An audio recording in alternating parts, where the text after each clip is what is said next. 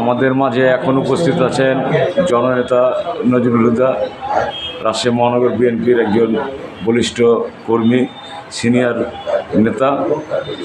তা বিএনপির প্রতিষ্ঠা বার্ষিকী উপলক্ষে 1 সেপ্টেম্বর কী প্রোগ্রাম হাতে নিয়েছেন সে উপলক্ষে আপনি কিছু বলবেন।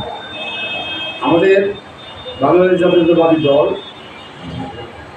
আমরা প্রতিষ্ঠিত চেয়ারম্যান এই দিনে আমাদের 1 তারিখে ডিসেম্বরে আমাদের দল তৈরি করেছে বিভিন্ন গণ্যমান্য ব্যক্তি দিয়ে তৈরি করার পরে এই দলের একটা সারা বাংলাদেশে পরিচয় করে সে বাংলাদেশ জাতীয়তাবাদী দল এতটার অবস্থান ভুলে গেছে, যারা অবস্থান হয়ে গেছে তারই অংশ হিসেবে খালেদা জিয়া, তারই অংশ হিসাবে আপাতত চেয়ারম্যান তারেক রহমান, সকলে মিলেই আর যারা বাংলাদেশে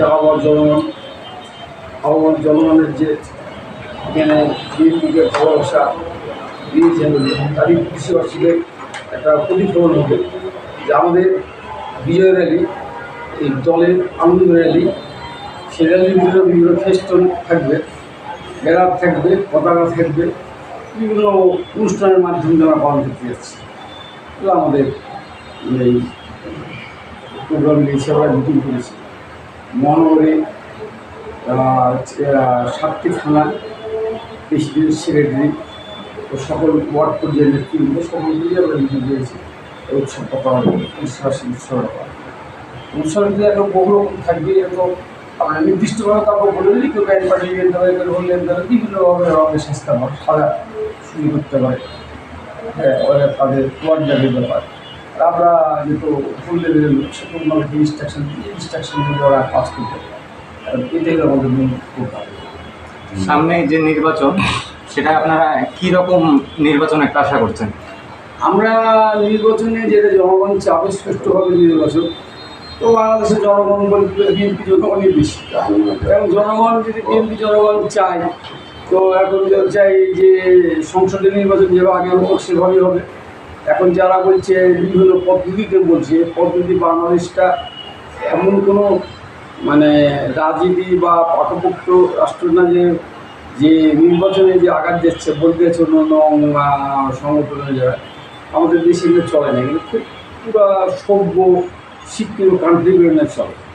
তা আমাদের দেশটা মোটামুটি 60% 70% লোক অবস্থা করতে, বাকি ইলেকশনের ব্যাপারে আর তো বুঝে কম।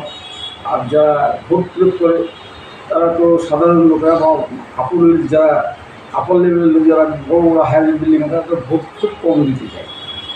এই জন্য আমাদের খুব চিন্তা ভাবনা করে এটা আগানো উচিত বর্তমান সরকারকে বা বর্তমানে এই বাংলাদেশের 18 কোটি জনগণকে এই ব্যাপারে মতামত দিতে হবে। এটা হল বিএনপি জনগণের বাইরে না, বিএনপি গণতন্ত্রের পক্ষে লড়াই করেছে, জিয়াউর রহমান গণতন্ত্র প্রতিষ্ঠিত করেছেন, তারই ধারাবাহিক হিসেবে খালেদা জিয়া গণতন্ত্র মাতা হিসাবে পুনরুদ্ধার করেছেন, মাতা হিসেবে প্রতিষ্ঠিত হয়েছেন, তারই ধারাবাহিক হিসাবে তারেক রহমান এই গণতন্ত্রকে প্রতিষ্ঠিত জন্য ভোট কার, যে ভোট জনগণের, জনগণ ভোট করতে হবে, ভোট এটাই তারেক রহমান। বিএনপির দিতে বা কোনো মানে যাকে খুঁজে তাকে দিতে হবে, কিন্তু ভোট প্রকারের অধিকার, সে অধিকারটা ফুল হয়ে আমরা এনেছে।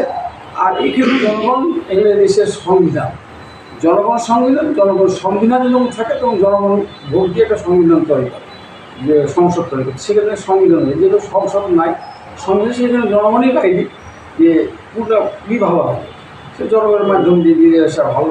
আর সব দল যেহেতু চাচ্ছে, কীভাবে চাচ্ছে, সে জনগণ এদের সাথে মানে অ্যাড হওয়া উচিত।